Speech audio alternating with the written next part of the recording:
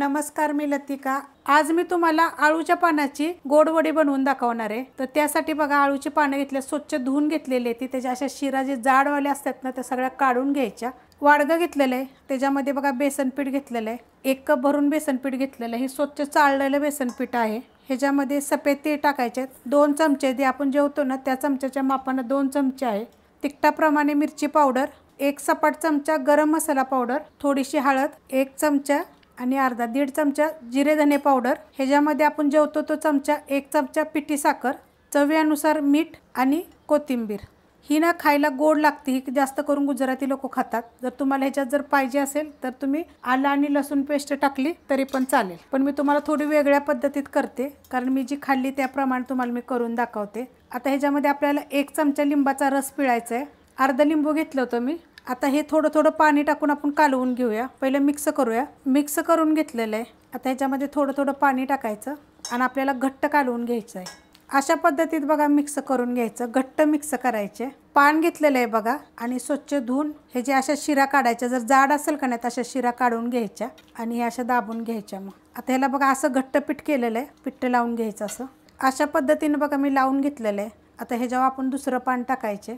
2-3 पानाचं केलं तरी चालू शकतं, एका पानाचं जरी तुम्ही केलं तरी चालू शकते। तर आता हे मी दुसरं पान टाकलेलं आहे आणि त्याला पण आपण असं लावून घेऊया। तुम्हाला जर ह्याच्यात टाकायचं असेल तर थोडं आलं लसूण पेस्ट टाकली तरी चालेल, पण आज आपण जरा वेगळी रेसिपी बनवतोय ना, त्यामुळे मी तुम्हाला अशाच पद्धतीने दाखवली। मी अशा पद्धतीने खाल्ली होती, छान लागते, 1 नंबर लागते चवीला। रेसिपी बघितली की लाईक आणि कमेंट करायला विसरू नका आणि पातळ लावायचे बरं का। मी घट्ट पीठ केले तेवढ्यासाठी, आपल्याला पातळ लावायसाठी। जर तुम्हाला पातळ थोडंसं पाहिजे असलं तर तुम्ही पातळ पण करू शकता। दुसऱ्या पानाला पण लावून घेतलेले, त्याच्यावर एक बारीक अजून 1 पान ठेवणार, एक मोठं त्यापेक्षा थोडंसं बारीक आणि त्याच्यापेक्षाही थोडंसं बारीक आहे, तर ह्याला पण मी तसंच लावून घेते। अशा पद्धतीने बघा मी लावून घेतलेलं आहे। आता हे काय करायचं, पुढची बाजू जी आपली गोल असते ना ही थोडीशी अशी दाबून घ्यायची। पहिली दोन्ही समान आले पाहिजे अशा पद्धतीने दाबायचे आणि त्याला थोडंसं आपल्याला ह्याला थोडं साधारणसं असं पेस्ट पुसायचं आणि हे आता असं दाबून करायचे बघा, म्हणजे निघणार नाही ते। अशा पद्धतीत बघा, हे बघा असं दाबून गुंडाळायचे। असं पुढं आलं की पान पण थोडंसं पुढं सरकत येतं दाबून गुंडाळल्यानंतर। तर असं हे थोडंसं मग ह्याला साईडला पीठ लावून घ्यायचं, हे बघा अशा पद्धतीत। आता आपण जास्त ह्याचं बनवलेलं आहे बघा, हे बघा हे असं होतं।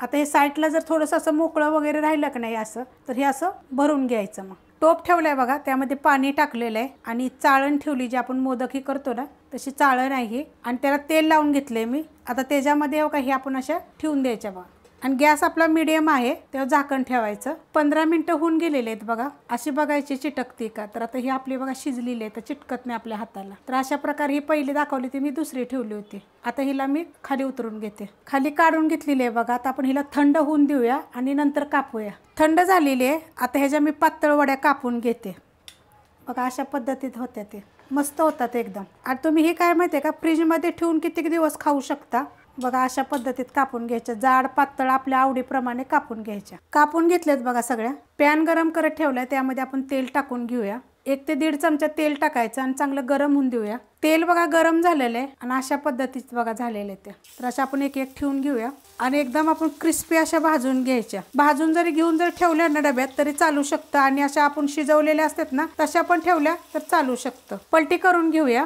एकदम कडक अशा भाजायच्या बघा, मस्त होतात मग। आणि ह्या 8 ते 10 दिवस राहतात एकदम।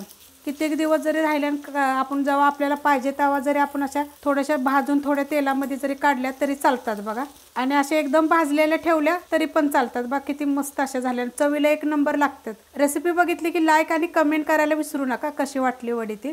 बारीक गॅसवर बघा हे सगळ्या मी तळून घेतलेल्या आहेत, त्या मस्त अशा बघा झालेल्या, त्याने एकदम कडक अशा झाल्यात बघा। किती कलर बी छान आलेला आहे। तर आता मी प्लेटमध्ये काढून घेते बघा। ह्या मी काढून घेतलेले आहेत आणि किती मस्त झालेत बघा। पातळ मोठे आपल्या आवडीप्रमाणे करा आणि एकदम कडक असे एकदम चवदार अशा छान होतात। रेसिपी आवडली की लाईक करा, सबस्क्राईब करा, कमेंट करा आणि शेअर बी करा।